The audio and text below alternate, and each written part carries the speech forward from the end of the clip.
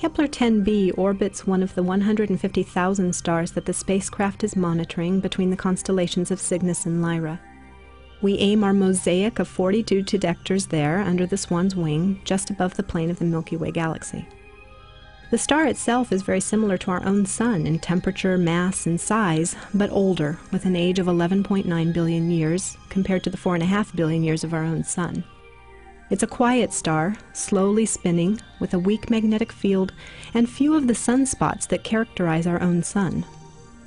The star is about 560 light-years from our solar system and one of the brighter stars that Kepler's monitoring.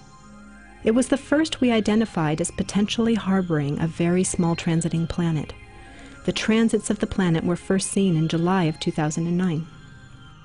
560 light-years. It occurred to me that when the light from this star began its journey toward Earth, European navigators were crossing the Atlantic Ocean for the first time in search of new horizons. Today we're still exploring, and our crow's nest is a space telescope called Kepler. One day, the oceans we cross will be the galaxy itself. But for now, we imagine the worlds we discover by putting all that we've learned from our observations and analyses into the fingers of artists. Here you see Kepler-10b as a scorched world, orbiting at a distance that's more than 20 times closer to its star than Mercury is to our own Sun.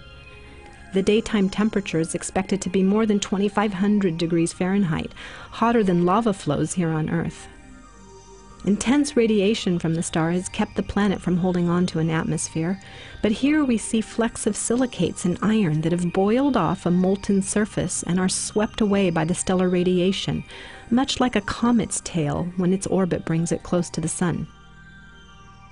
Many years ago, before Kepler, our team built a robotic telescope at Lick Observatory to learn to do transit photometry. We called it the Vulcan telescope, named after the hypothetical planet that scientists in the 1800s thought might exist between the Sun and Mercury.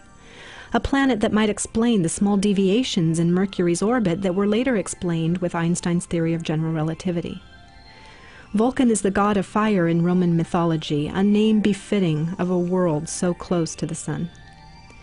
When I saw the artist's rendering of Kepler-10b for the first time, the thought that immediately came to my mind was that this is our planet Vulcan.